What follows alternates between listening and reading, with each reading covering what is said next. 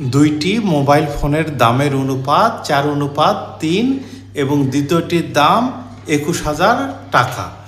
5:7 ও 4:1কে মিশ্র অনুপাতে প্রকাশ করো। 5 হলো পূর্ব রাশি, 7 হলো উত্তর রাশি ও 4 হলো পূর্ব রাশি, অনুপাত 1 হলো উত্তর রাশি। অনুপাতের বাম দিকের রাশিটি হলো পূর্ব রাশি আর ডান দিকের রাশিটি হলো উত্তর রাশি।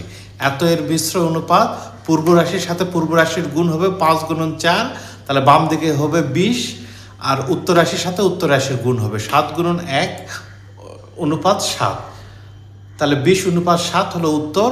প্রথম মোবাইলটির দাম কত টাকা দেওয়া আছে? প্রথম মোবাইল ফোনের দাম অনুপাত দ্বিতীয় মোবাইল ফোনের দাম 4:3 এটা দেওয়া আছে। বা প্রথম মোবাইল ফোনের দাম অনুপাত মানে ভাগ, ভাগ দ্বিতীয় মোবাইল ফোনের দাম সমান সমান 4/3। বা প্রথম মোবাইল ফোনের দাম ভাগ দ্বিতীয় মোবাইল ফোনের দাম দেওয়া আছে 21,000 টাকা, 4/3। অতএব প্রথম মোবাইল ফোনের দাম হবে 21,000, এখানে ভাগ আছে, এই পাশে গিয়ে গুণ হয়ে যাবে। তাহলে 21,000 গুণন 4/3।